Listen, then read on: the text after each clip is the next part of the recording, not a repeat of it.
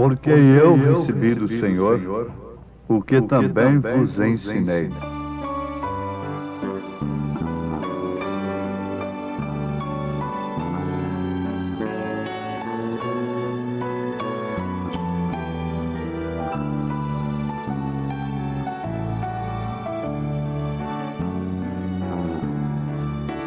Neste mundo aqui não pertenço, neste mundo aqui eu não sou, neste mundo eu não guardo riquezas, meu tesouro está pra onde eu vou. Lá muito bela é minha cidade, e em breve vou voltar pra lá. Neste mundo estou só de passagem, pra minha cidade logo vou voltar.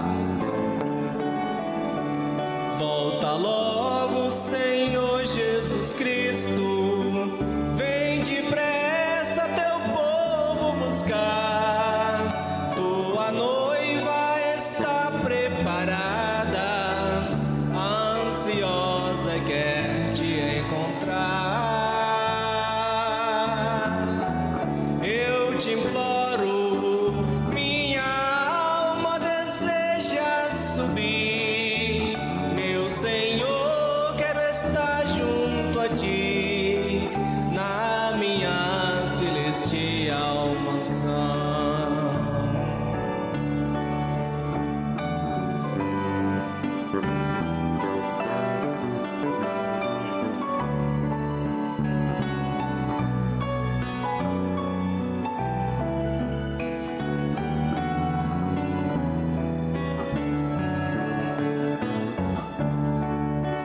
Ó irmãos, pensem só um pouquinho na beleza que teremos lá, pois Jesus prometeu e não falha, preparar-vos irei um lugar. Eu espero ansiosamente até quando este dia chegar. Aqui eu vou louvando ao Senhor, adorando eu vou até Jesus me buscar. Volta logo, Senhor Jesus Cristo, vem depressa teu povo buscar. Tua noiva está preparada, ansiosa quer te encontrar. Eu te imploro, minha alma deseja subir.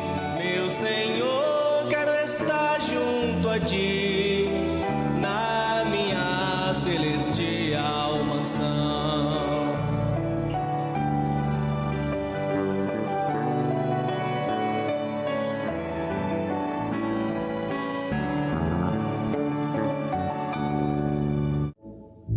Porque eu recebi do Senhor o que também vos ensinei.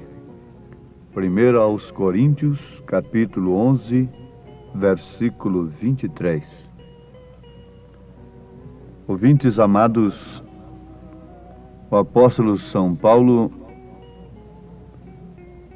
foi instruído nos pés de Gamaliel com muita sabedoria. Um dos homens mais sábios do seu tempo que havia na terra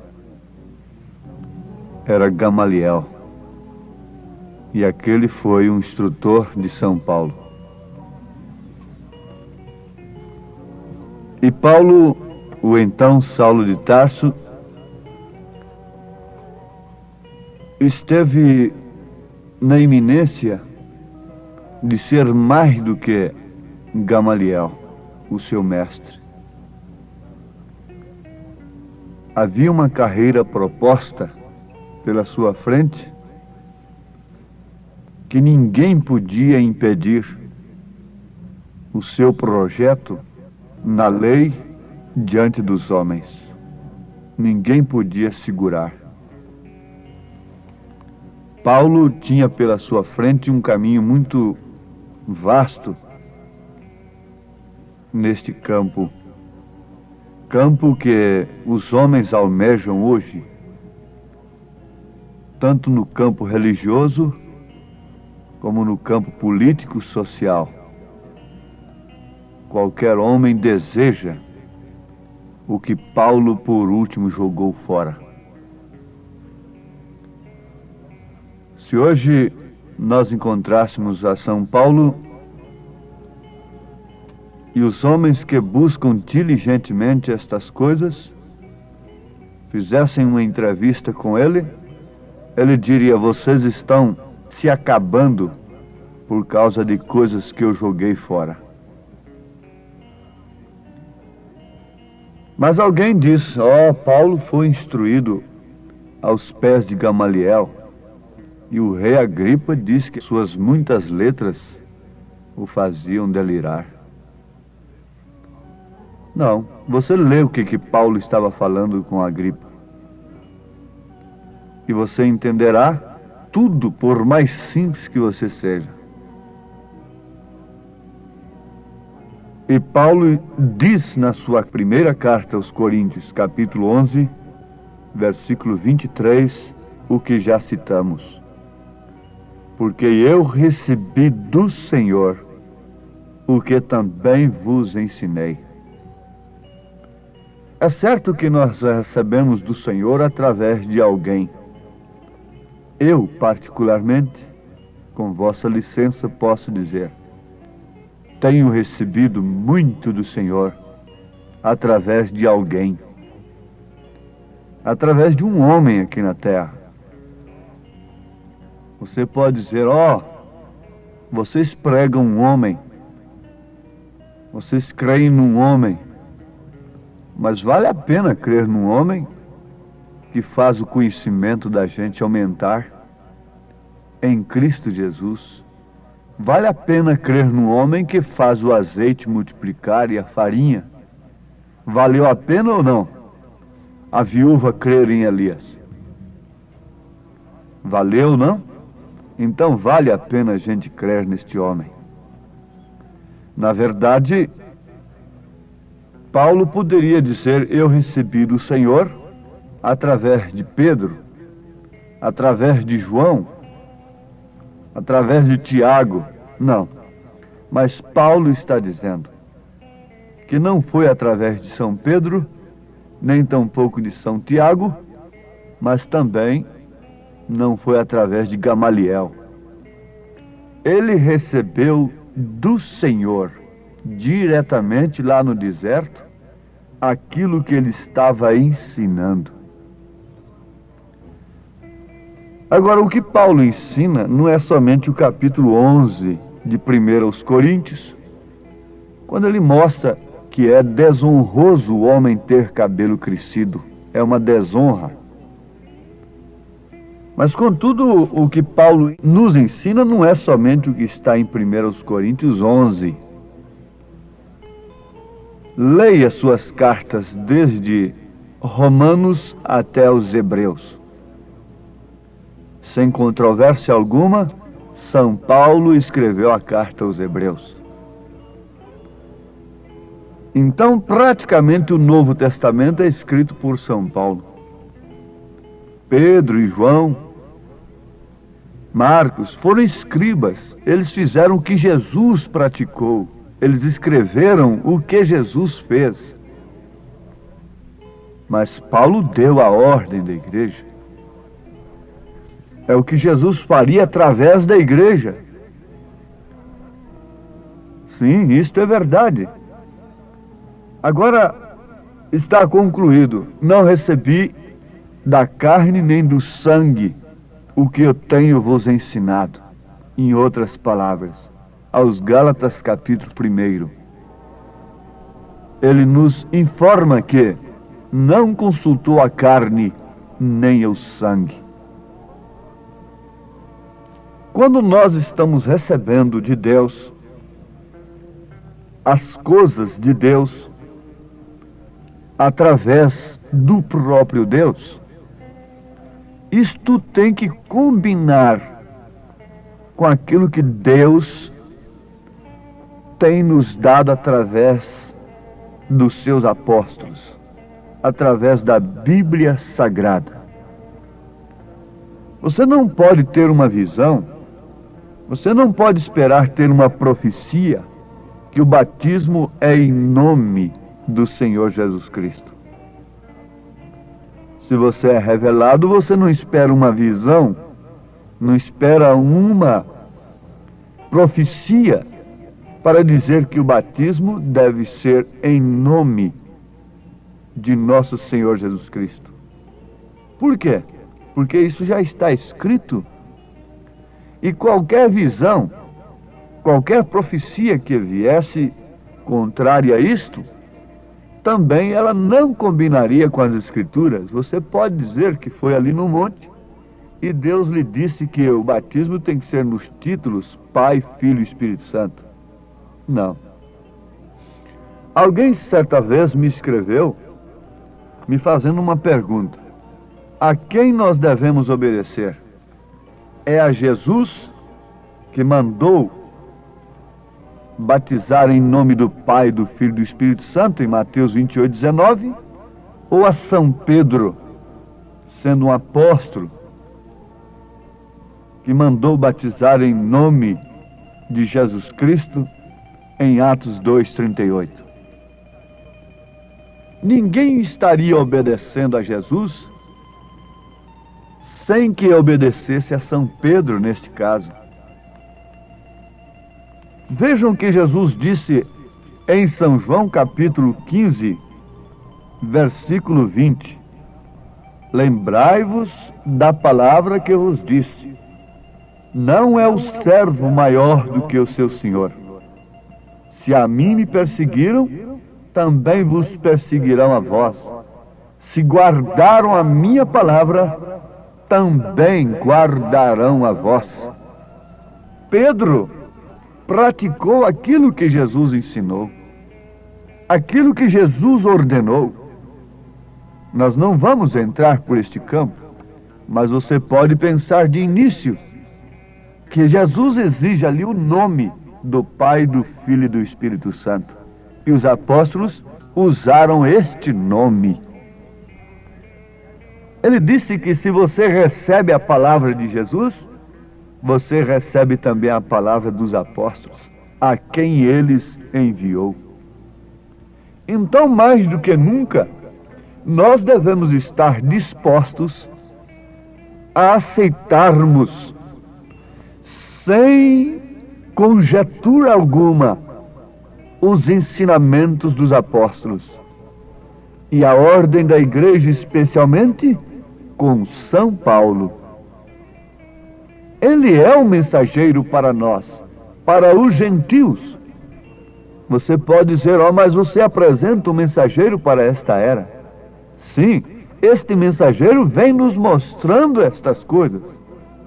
Ele vem para nos advertir, nos acordar, nos dar aquele grito que Paulo deu: desperta-te tu que dormes, levanta-te dentre os mortos, e Cristo te esclarecerá. Então, quando você diz que crê na palavra de Deus, então você deve demonstrar essa crença, essa fé, através da prática, através da obediência. E construindo o nosso edifício, recomendado por São Pedro, nós estamos pensando neste degrau importantíssimo que é a paciência. Para se receber do Senhor aquilo que os homens de Deus receberam do Senhor, nós devemos ter paciência. E o profeta diz que devemos ter paciência com Deus. Você pode ter paciência com as coisas terrenas para adquirir as coisas terrenas. Há quantas pessoas que têm paciência para cometerem um crime para destruírem um lar, para conquistarem uma mulher, para conquistar um homem. Passa tempo, com paciência, vai trabalhando, trabalhando. Esta paciência não é a que nós estamos falando. Mesmo essa paciência para adquirir o mundo, mas sim a paciência com Deus. Mas nós temos de ter paciência com Deus perfeitamente.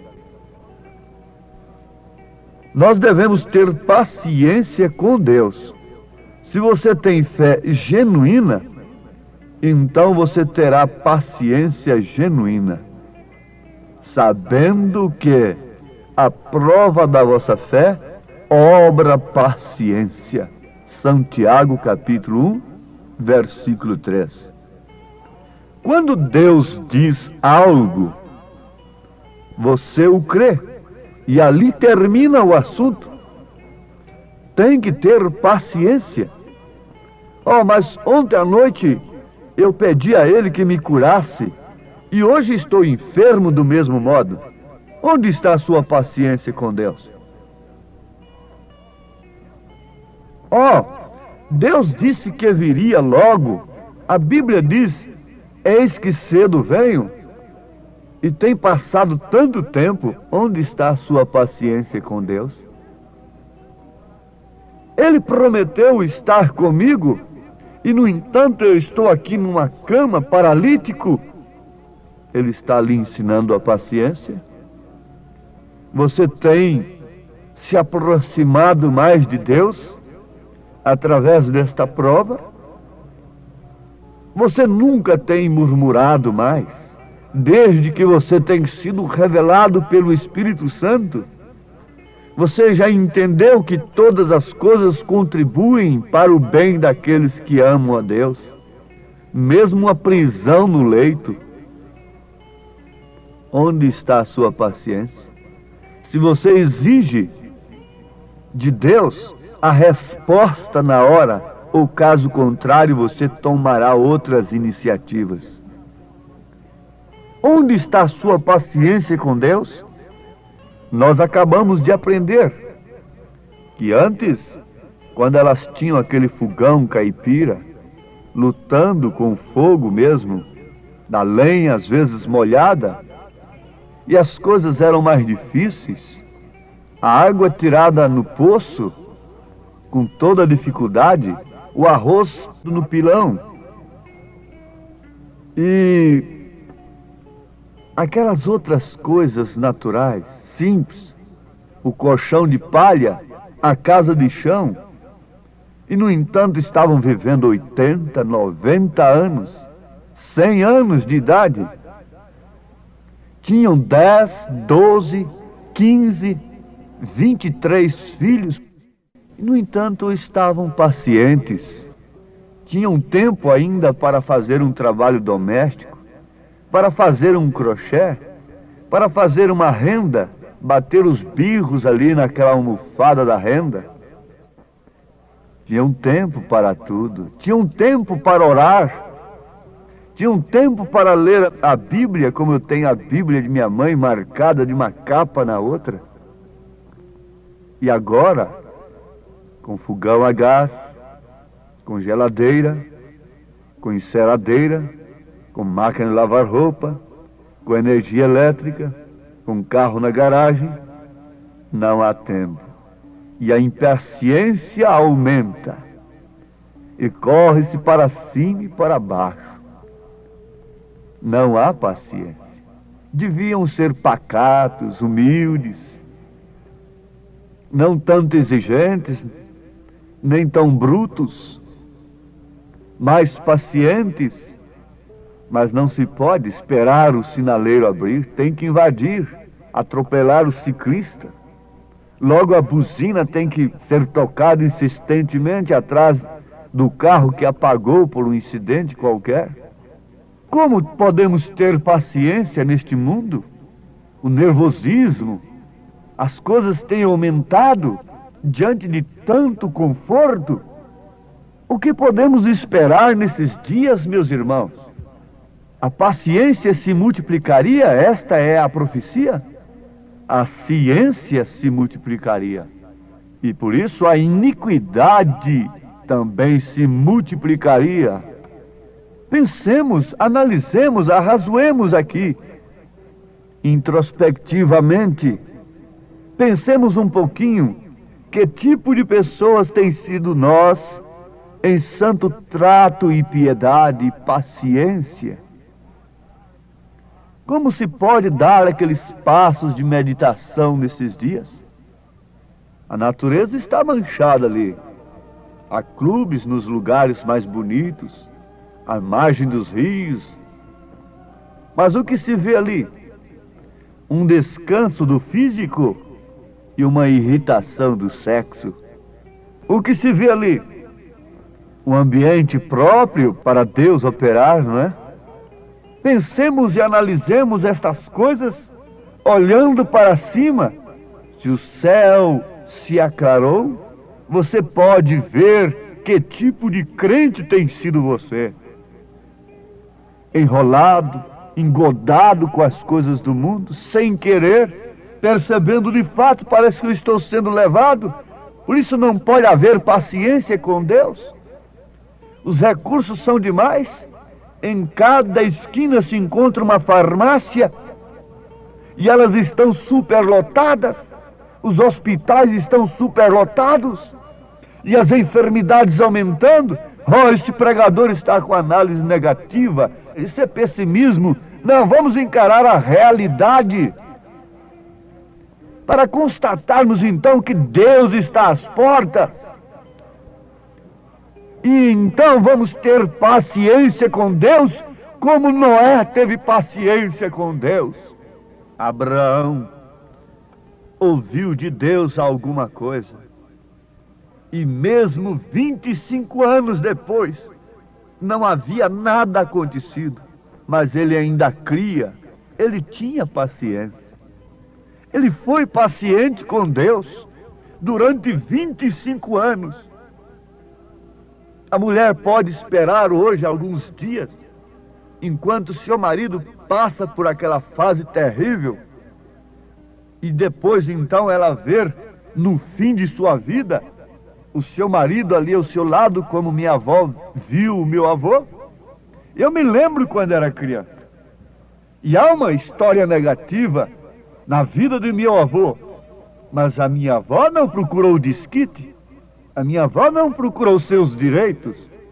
Resultado, um dia eu vi minha avó na cabeceira do meu avô, do corpo do cadáver dele, cabeça branquinha ali. Aquele lar não foi destruído. Ela teve paciência e aquela fase passou. Mas hoje elas não têm, elas estão cheias de direito. Para que orar? Para que se humilhar? Eu tenho direito, eu tenho papai, eu tenho mamãe. Eu tenho tudo, por que eu vou tolerar? Por que eu vou calejar meus joelhos em oração? Se Deus permitir, nós ainda continuaremos falando sobre paciência. Ó Deus, ajuda-nos não somente a falarmos sobre isto, mas termos isto em nossa vida, Senhor. Em nome de Jesus Cristo. Amém, Deus vivo. Amém.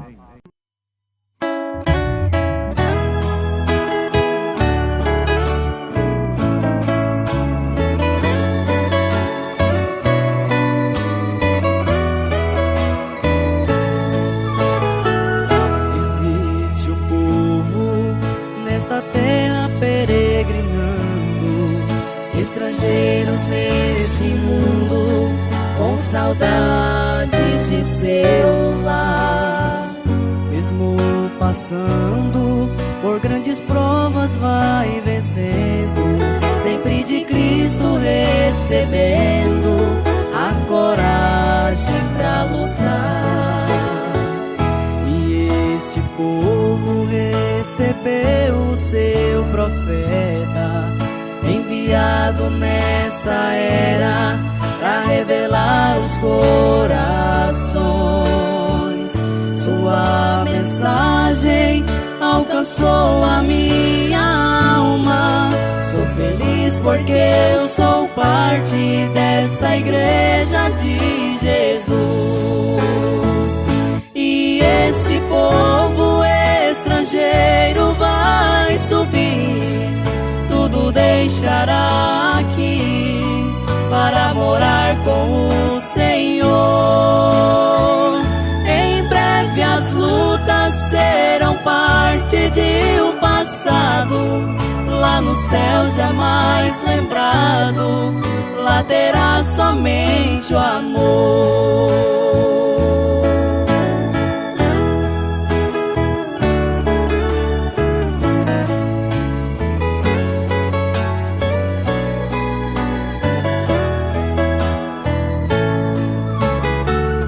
Quando eu vejo o que este mundo está se tornando, mas aumenta a certeza que eu não sou deste lugar. Ouvi o pecado, sempre ao homem tem dominado, porque ele sempre tem rejeitado ouvir a voz do Criador. O alarido ainda hoje está chamando, preparando uma noiva para um dia sempre estar em um lugar onde o gozo é permanente e só os verdadeiros crentes com Jesus vão habitar. E este povo estrangeiro vai subir, tudo deixará aqui para morar com o Senhor.